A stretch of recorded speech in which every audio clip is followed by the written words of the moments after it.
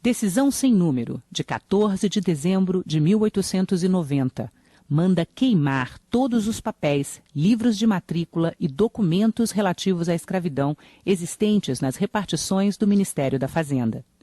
A medida, assinada 2 anos e 7 meses depois da abolição da escravatura pelo então ministro dos Negócios da Fazenda, Rui Barbosa, tinha o objetivo de apagar todas as diferenças jurídicas entre as pessoas, preservando o conceito de cidadania republicana e impedindo qualquer discriminação.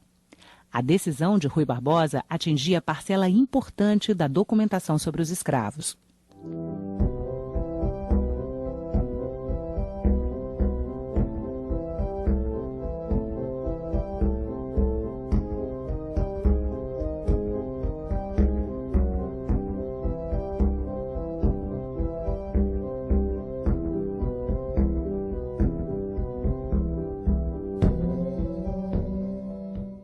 A abolição da escravatura em 1888 foi o desfecho de um processo lento, marcado pela mobilização da sociedade, pela rebelião das senzalas e por muitas negociações e polêmicas na Câmara e no Senado.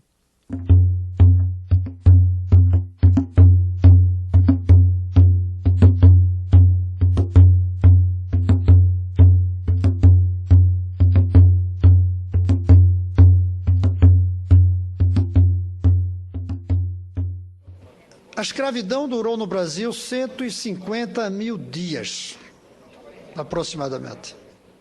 Durante 150 mil dias, uma soma ao longo desse período de 10 milhões de africanos, alguns vindos da África, outros nascidos aqui, sofreram a mais brutal forma de tratamento possível, que foi a escravidão nos moldes daqueles vivenciados na América. Esses pretos não valem o fumo e a aguardente que a gente pagou por eles. Ficam doentes e morrem à toa, principalmente as mulheres. Dos 500 negros que embarcaram, acho que uns 400 chegarão vivos. Ah, mas a venda compensa. Ganharemos 10 vezes mais do que gastamos. A partir de 1530, o país absorveu cerca de 40% dos total de africanos trazidos como escravos para a América. Por isso é que nós somos a nação mais negra fora da África. Como sabemos, o continente africano, seus filhos foram vítimas de séculos e séculos de tráfico negreiro, de escravidão e maus tratos.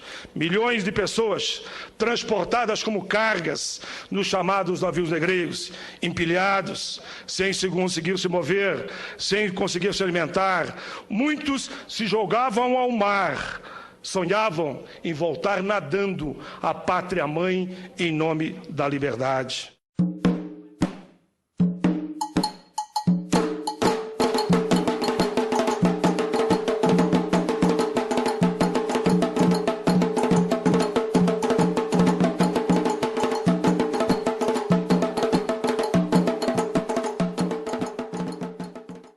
Os escravos trabalhavam especialmente nas minas e nas lavouras de café, cana-de-açúcar e algodão. Em 1864, havia 1.715.000 escravos no Brasil. 10 anos depois, esse número baixava para quase 1.541.000. Mais 10 anos e o número de escravos no país havia sido reduzido para quase 1.241.000, chegando a cerca de 723.000 em 1887, às vésperas da assinatura da Lei Áurea. De manhã cedo no lugar, todo enfeitado, nós ficava amontoado pra esperar os compradores.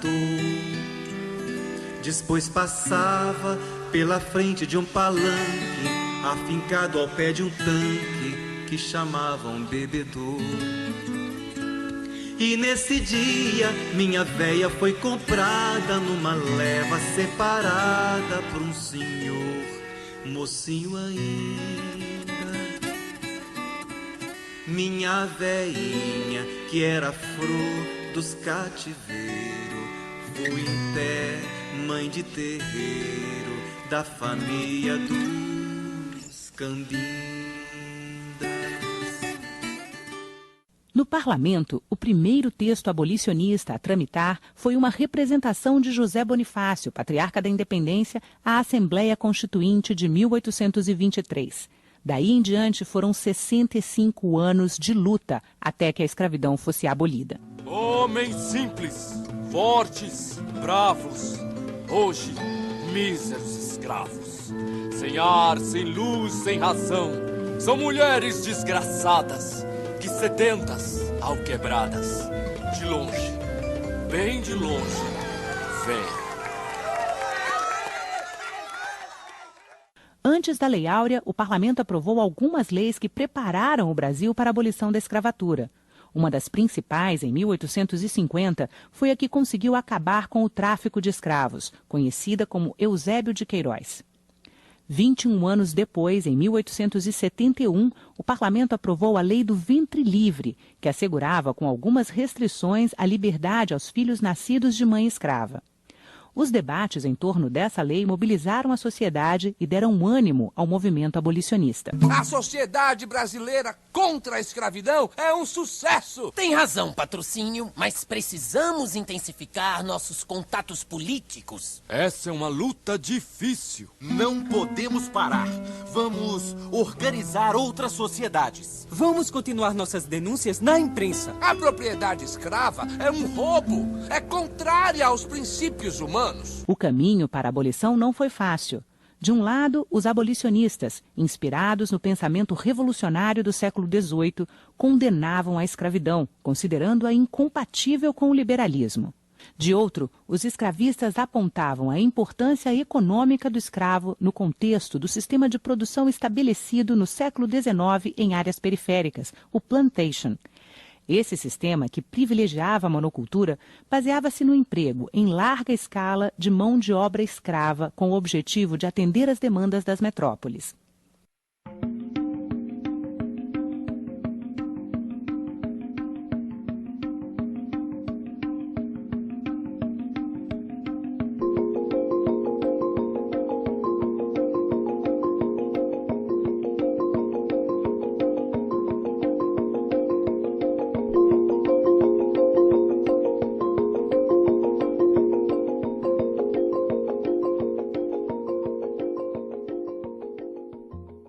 A questão da emancipação dos escravos sempre esteve presente no parlamento e voltou a ganhar força nos anos 1880 por pressão de associações, jornais e grupos urbanos. Diante da constatação de que os benefícios da Lei do Ventre Livre haviam sido limitados, novamente um clima de agitação tomou conta da sociedade. A situação estava ficando insustentável.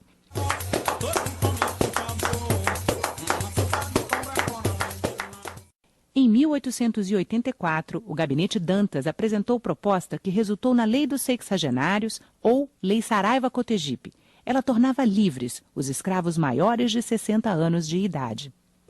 Esse projeto de lei, essa proposição legislativa, trata basicamente a Lei dos Sexagenários. 1885 a 1886. Era um momento muito delicado do sistema escravocrata no Brasil, pois já as decisões tomadas pela legislação de 1871, a chamada Lei do Ventre Livre, haviam demonstrado que não foram efetivas para se resolver a questão da abolição. Mas o Brasil, neste momento, era o último país do mundo a manter o sistema escravocrata. Cuba havia abolido a escravidão em 1880 e o Brasil permaneceu como o último sistema econômico no mundo, ou nas Américas, melhor dizendo, a manter a escravidão. Então, as questões relativas à manutenção do trabalho escravo haviam adquirido uma tensão e uma gravidade muito grande. Boa medida, essa proposição legislativa tinha um sentido de pacificar a nação. Em razão da fuga de escravos, da desordem, da anarquia introduzida nas unidades de produção econômica e das dificuldades dos magistrados, da justiça e das forças militares em dar conta dos problemas relacionados ao abolicionismo, à fuga de escravos e à criminalidade em geral, relacionada, portanto, a própria crise do sistema escravocrata. Na discussão do projeto sobre os sexagenários, os parlamentares apresentaram emendas para alterar o texto original. Essa emenda de José Bonifácio, que aproveitou a discussão da libertação dos escravos acima de 60 anos e introduziu a proposição de libertação imediata dos escravos, imediata não, pois prevista para 1893, mas a abolição sem indenização e sem meios graduais e lentos, como era a proposta que estava sendo discutida. Naturalmente, não foi aceita a emenda. Tem umas mais articuladas, né, desse tipo aqui, que é quase um substitutivo, né? Nesse sentido aqui, não é uma emenda, mas é um substitutivo, ou seja, a proposta é exatamente substituir parágrafo ou artigo inteiro, né? E tinha exatamente esse nome aqui. Também é do José Bonifácio. É, no caso aqui, rejeitada como está notificado. Algumas vezes vinham até mesmo grafadas em lápis, como essa de José Bonifácio, assim, ó, num papelzinho solto. Isso dá a impressão do processo legislativo ser desorganizado, mas em absoluto não era, né? Isso é apenas testemunho da tecnologia que existia no período para implementar o processo legislativo. Pois ele era todo encadeado, era regulamentado e normatizado. Se os senadores apresentavam emendas, organizações da sociedade civil que acompanhavam o debate em torno da abolição encaminhavam ao parlamento petições e representações em defesa de seus interesses. Muitas delas estão no arquivo do Senado. Nesse caso aqui, nós temos uma representação do Clube dos Libertos contra a Escravidão. O interessante aqui são as assinaturas dos libertos. Se notar a irregularidade, mas também há que se destacar a regularidade, né, de várias delas, ou seja, eram libertos instruídos.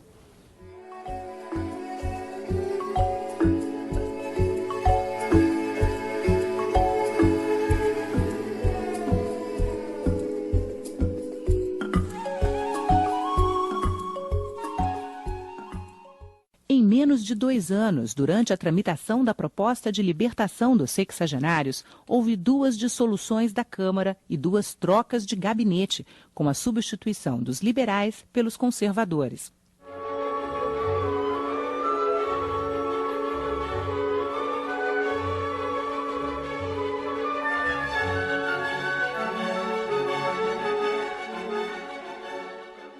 A iniciativa sobre questões polêmicas, como a da lei dos sexagenários, cabia à Câmara, mas em momentos em que houvesse ameaça de desestabilização, o Senado assumia a posição de mediador de conflitos, de porto seguro da tramitação de qualquer proposta legislativa.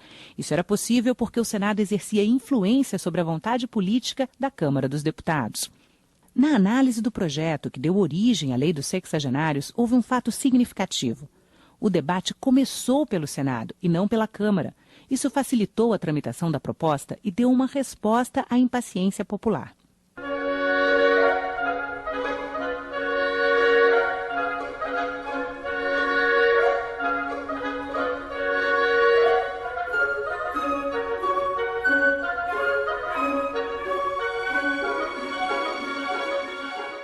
A fria recepção da aprovação da Lei dos Sexagenários em plenário, no entanto, indicava que as expectativas geradas por sua tramitação haviam sido frustradas. Logo começaram a surgir propostas em favor da abolição imediata da escravidão, sem indenização. As sucessivas quedas de gabinete e a apresentação de diversos projetos abolicionistas indicavam que apenas a decisão de acabar definitivamente com a escravidão seria aceitável.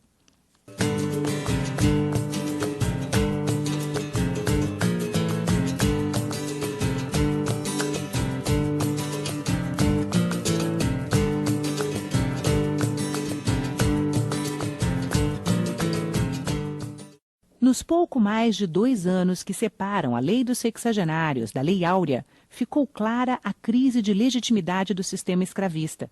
As sociedades abolicionistas intensificaram suas ações, a imprensa assumiu a causa, as manifestações populares multiplicaram-se, as autoridades já não reprimiam a debandada dos campos e a desobediência jurídica dos magistrados.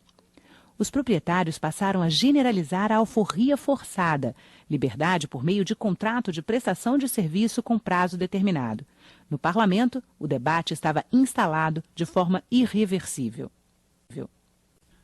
Sempre que penso que atualmente é o Brasil a única nação do mundo cristão que possui escravos, em mim mesmo sinto uma revolta contra este obscurantismo, contra o desconhecimento dos direitos da civilização, do cristianismo e da liberdade, para que de uma vez tenhamos de acabar com esta instituição daninha e maldita, que ainda existe simplesmente porque por um engano, uma classe somente, e desta nem todos, insiste em pensar que ela, continuando por mais 2, 4 ou 6 anos, virá salvar o país. Tenho profunda e robusta convicção de que o maior perigo da atualidade é o escravo com todos os seus direitos iludidos. O cativeiro está morto e não pode ressuscitar. É preciso enterrá-lo. Não teremos partidos, não teremos governo, não teremos coisa alguma, enquanto a escravidão entrar como elemento perturbador da ordem moral e social. A crise repercutiu fortemente no parlamento no final da sessão legislativa de 1887, quando se conheceram os dados da primeira matrícula dos escravos. A expressiva diminuição da população escrava em pouco tempo era apresentada como indicador da falência do sistema. Era urgente evitar que a crise adquirisse maiores proporções. O presidente do Conselho de Ministros, Barão de Cotegipe, foi sitiado pelos senadores em plenário. Os liberais apresentaram o Projeto dos 14, que marcava para o fim de 1889 a abolição, mas não conseguiram aprová-lo. Todos são projetos apresentados por senadores sobre a abolição. O projeto dos 14 é esse aqui. Esse é o chamado Projeto dos 14, que são 14 senadores que o assinam em 3 de junho de 1887, ou seja, uns 8, 9 meses antes da abolição mesmo. Aqui, essas proposições elas já delimitam o fim da escravidão, sem indenização, com data muito próxima. Essa aqui, que foi apresentada, como eu disse, em 3 de junho de 87, dizia que aos 31 dias de dezembro de 1889, cessará de toda a escravidão no Império. É o primeiro artigo. Depois os outros artigos são apenas complementares a este. É interessante que, apesar de apresentada anteriormente à lei apresentada pela princesa Isabel, ela previa o fim da escravidão para um momento posterior.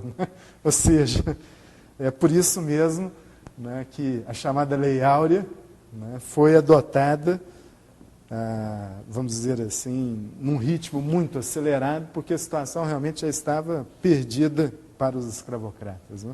O ano de 1888 começou com troca de gabinete e permanência da situação. Cotegipe era agora o líder isolado da reação conservadora. Um gabinete conservador, encabeçado pelo chefe do partido, João Alfredo Correia de Oliveira, encaminhou a proposta de abolição ao parlamento. No dia 3 de maio de 1888, na fala do trono, na abertura dos trabalhos legislativos, a princesa Isabel declarou: a extinção do elemento servil, pelo influxo do sentimento nacional e das liberdades particulares, em honra do Brasil, adiantou-se pacificamente de tal modo que é hoje a aspiração aclamada por todas as classes, com admiráveis exemplos de abnegação da parte dos proprietários. Quando o próprio interesse privado vem espontaneamente colaborar para que o Brasil se desfaça da infeliz herança que as necessidades da lavoura haviam mantido, confio que não hesitareis em apagar do direito pátrio a única exceção que nele figura em antagonismo com o espírito cristão e liberal das nossas instituições. A proposta do Executivo extinguindo a escravidão foi encaminhada à Câmara dos Deputados no dia 8 de maio. Mais de 5.000 pessoas acompanharam a discussão da matéria. No dia 10 de maio, chegou ao Senado, levando à tribuna vários senadores. A propriedade sobre o escravo, como sobre os objetos inanimados, é uma criação do direito civil. A Constituição do Império, as leis civis, as leis eleitorais, as leis de fazenda, os impostos, etc., tudo reconhece como propriedade e matéria tributável o escravo, assim como a terra. Dessas relações sociais, da encarnação, por assim dizer, da escravidão no seio da família e no seio da sociedade, resultaram relações múltiplas e obrigações diversas. E de um traço de pena se legisla que não existe mais tal propriedade, Que tudo que podia ter relação com ela desaparece? Que nem contratos, nada, absolutamente pode ter mais vigor? A proposta que se vai votar é inconstitucional, antieconômica e desumana. É desumana porque deixa expostos à miséria e à morte os inválidos, os enfermos, os velhos, os órfãos e crianças abandonadas da raça que quer proteger. É antieconômica porque desorganiza o trabalho, dando aos operários uma condição nova, que exige novo regime agrícola. É inconstitucional porque ataca de frente, destrói e aniquila para sempre uma propriedade legal. Senhores, a abolição da escravidão não marcará para o Brasil uma época de miséria, de sofrimentos, uma época de penúria. Uma simples consideração, porque a discussão longa virá depois. Bastará para tranquilizar os que se aterrarem com os presságios dos 2 honrados senadores que me precederam. Dentro do espaço de 17 anos, 800 mil escravos têm desaparecido do Brasil. Pois bem, senhores, é justamente neste período que se nota maior riqueza no país, grande aumento de trabalho e com ele maior produção, e como consequência, considerável aumento na renda pública. Tem-se apelado para os transtornos que desta proposta hão de provir. Sei bem que não se extirpa do organismo social um cancro secular sem que perturbações se operem. Nunca mais há de abrir-se, porém, a cicatriz desta ferida, e sobre ela se levantará, o patriotismo e o bom senso dos brasileiros o indicam, o grande edifício da crescente prosperidade de nossa pátria. No dia 13 de maio, o projeto foi aprovado em tempo recorde na Câmara, com apenas 9 votos contrários, e no Senado, com somente 6 votos contrários. Foi encaminhada a Princesa Isabel para a sanção. Após a assinatura da lei, Joaquim Nabuco, um dos grandes representantes do abolicionismo, proclamou para a multidão reunida em frente à sacada do Palácio Imperial: "Não há mais escravos no Brasil." Foi o episódio mais marcante do parlamento brasileiro do Império. São 4 linhas. É declarada extinta a partir desta data a escravidão no Brasil.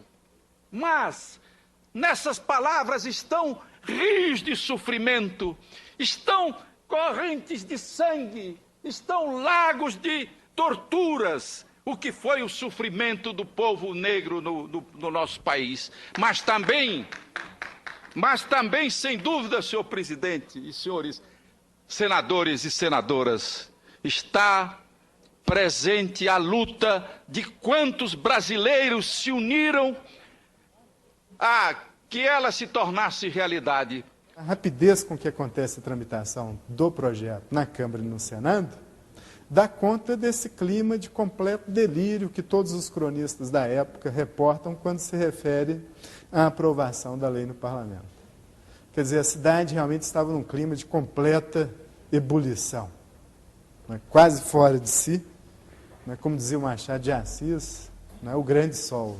Houve sol, e grande sol, naquele domingo de 1888, em que o Senado votou a lei, que a regente sancionou, e todos saímos à rua. Sim, também eu saí à rua. Eu, o mais encolhido dos caramujos. Também eu entrei no préstito, em carruagem aberta, se me fazem o favor, hóspede de um gordo amigo ausente. Todos respiravam felicidade, tudo era delírio. Aprovada a Lei Áurea, mais de 700 mil escravos, em sua maioria de Minas Gerais, Rio de Janeiro e São Paulo, foram libertados.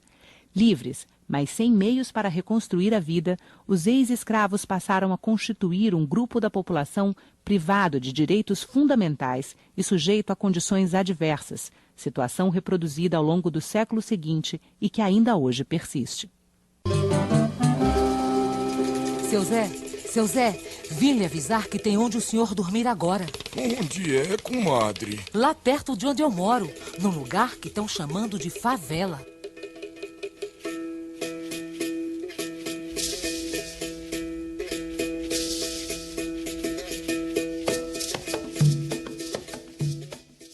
O que fazer com os 700 e poucos mil negros que, a partir dali, estavam coercitivamente libertados? Nada foi previsto na lei. Não havia um plano. Não havia nada Não havia obrigação, portanto, nem de parte do Estado e nem de parte dos ex-senhores ou da sociedade civil, nenhuma obrigação para com, portanto, os milhares de negros que, a partir daquele momento, estavam libertados. Foi uma abolição incompleta. Absolutamente incompleta. Totalmente insuficiente, e a prova é a situação hoje que vivem os negros brasileiros. Alguns dizem não é por serem negros, é por serem pobres, mas são negros e vivem na pobreza. E o fato de que a pobreza no Brasil tem a cor negra é uma das provas de que a abolição não foi completada. Não devemos recear mudanças que nos levem a uma nova abolição, a da extrema pobreza, a do analfabetismo, a da carência de habitações, de higiene, de saúde, de tantas carências que tornam incompleta a liberdade dos brasileiros e transformam a vida de muitos bilhões deles, neste fim de século, em uma espécie de cativeiro de homens livres. Marchemos